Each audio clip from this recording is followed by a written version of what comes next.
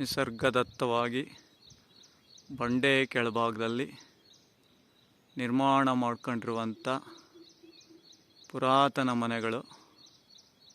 ಬಂಡೆ ಮೇಲ್ಭಾಗದಲ್ಲಿ ಬೀಳೋ ಮಳೆ ನೀರು ನೇರವಾಗಿ ಕೆಳಗಡೆ ಹೋಗದೇ ಇರೋ ಥರ ಕಲ್ಲಿನ ಬಂಡೆ ಮೇಲ್ಗಡೆ ಕಡದಂಗಳನ್ನ ಮಾಡಿಬಿಟ್ಟು ನೀರು ಒಂದು ಕಡೆಗೆ ಸೈಡ್ಗೆ ಹೋಗೋ ಥರ ವ್ಯವಸ್ಥೆಯನ್ನು ಆಗಿನ ಕಾಲದಲ್ಲಿ ಅದ್ಭುತವಾಗಿ ಮಾಡಿದ್ದಾರೆ. ಸೊ ಇದೆಲ್ಲ ಆಗಿನ ಕಾಲಘಟ್ಟಕ್ಕೆ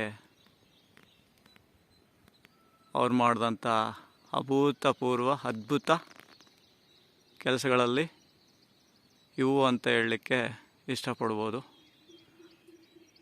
ಸೊ ಆಗಿನ ಕಾಲಘಟ್ಟಕ್ಕೆ ಬಂಡೆಯ ಕೆಳಭಾಗದಲ್ಲಿ ನಿಸರ್ಗ ನಿರ್ಮಿತ ಜಾಗದಲ್ಲಿ ಮನೆಗಳನ್ನ ಸಹ ಮಾಡ್ಕೊತಿದ್ರು. ಈ ಥರದ ಭಾಳಷ್ಟು ಮನೆಗಳು ನಮ್ಮ ಕಲ್ಲಿನ ಕೋಟೆ ಒಳಭಾಗದಲ್ಲಿ ಸಿಗ್ತಾ ಹೋಗ್ತವೆ.